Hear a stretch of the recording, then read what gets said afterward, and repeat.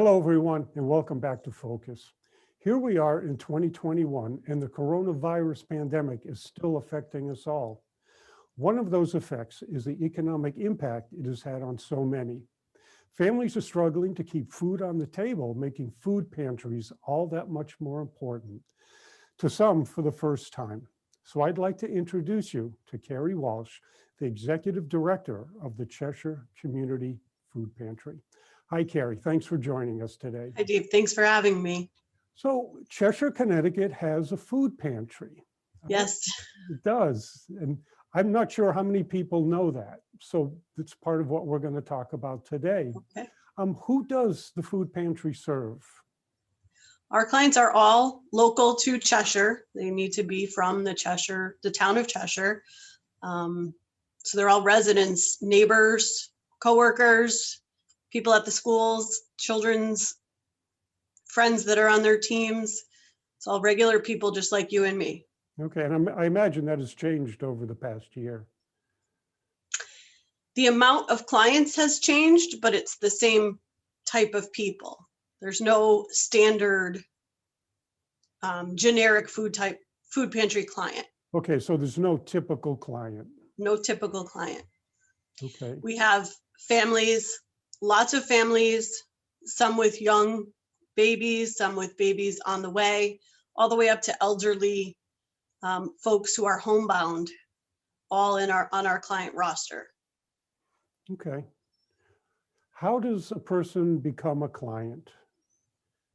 If there is a need for food, the clients need to go through the Town of Cheshire Department of Social Services, make a phone call to the Social Service Department, and they ask some questions and need a couple of things to verify. Mostly it's that the client is a Cheshire resident, and a couple other things. It used to be an in-person verification, but throughout COVID, they do it on the telephone and through email. And then the town refers the clients to us. And then we schedule appointments with everyone that comes through.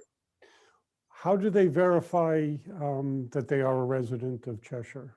I believe they need a utility bill with the address, Okay. with their name and the address. Okay, but they can use their driver's license or an ID, correct? I'm not exactly sure, Okay. but I know that there are utility bills needed on the list. So. Okay. And it hasn't changed really due to the pandemic. No. Okay. The regulations or the requirements are still the same. Okay. And the typical client, I know you said there is none, but has that changed at all because of the pandemic?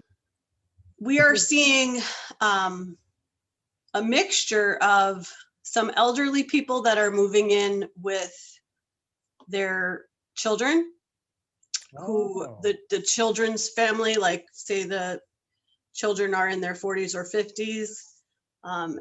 If they were an existing client, now they have they have a +1 because now there's a senior citizen in that household that we're feeding as well.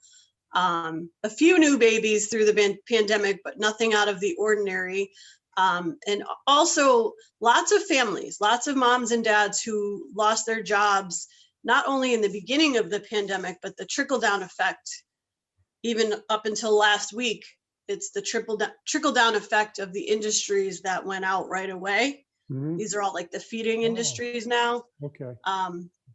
That are over time decreasing their workforce. Gotcha. So when you look at the unemployment numbers, that all directly correlates to a few weeks later, people are going to need food to feed their families. It's a basic need like no other. Right, it is. Now, I visited the pantry and there's you have a lot of food. I mean, it looks like a supermarket. Yes, thank you. Where does the food come from? We do get donations from the general public. We have a donation foyer that people can drop things off. Yeah. We also are partnered with the Connecticut Food Bank, and through that, we can purchase food from the Connecticut Food Bank for pennies on the dollar, really. So we get pallets of food each week for pennies on the dollar, which saves us tons of money. And we also have partnerships with the local grocery stores, Stop and Shop, Big Y, and Whole Foods. So Mhm. we do pick up lots of items from those 3 businesses every week. That helps us stock our meats and our produce, and some other non-perishable items as well. And you do provide all of that, meat, produce, eggs, Yes, bread, cereal, as well as personal care items too, I saw on the shelf. yes, yep. Um, we have a whole aisle of personal care. We call it non-food items.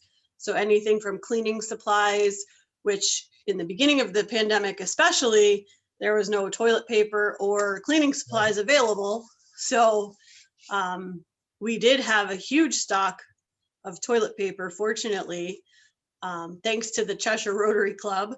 They did a drive in the fall of 2019 that kept us stocked through the whole first part of the pandemic until we were able to purchase toilet paper again. So, but things like shampoo, conditioner, Q-tips, dish soap, sponges, these Wow. families are cooking all their meals that we provide for them, Right, but may not have a way to wash the dishes if they can't afford, if they have to choose, they're going to purchase food rather than dish soap.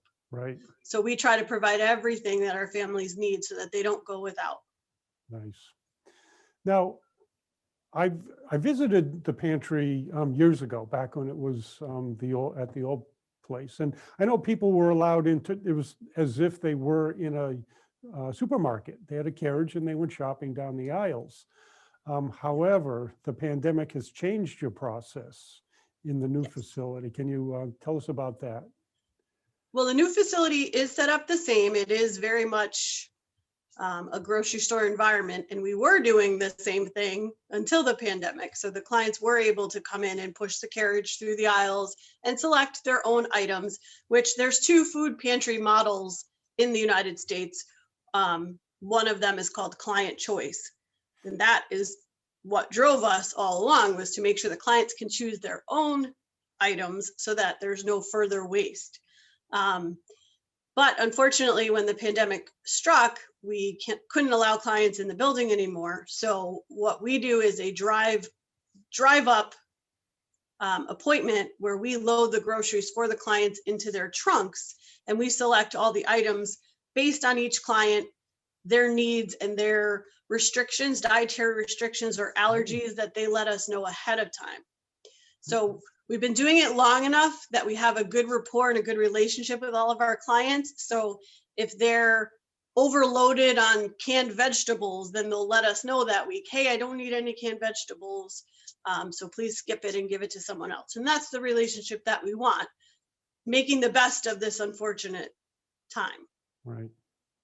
But we're hoping to, get through the pandemic soon and get people back into the building, because it's an amazing experience. There's been obviously all the clients who've started during the pandemic have not experienced the actual shopping ability. Right. So I'll be excited to see them come through for the first time. Where are you located, Kerry? We're located at 175 Sandbank Road in Cheshire, which is right off of Route 10. Okay. Our building does not have a sign that labels us as the food pantry. It just says 175 on the front of our building. And this is done intentionally so that our clients don't feel self-conscious or ashamed to come to the pantry to get help. And that's very important, isn't it? Yes, we pride ourselves on client confidentiality and making sure the clients have no feelings of shame or embarrassment at all. We're here to help them. We're here to be their friends, and we will go the extra mile for every one of them. Well, that's great, Kerry. And just let me say, it's wonderful what you guys do. So thank you for being on the show. Thank you so much for having me.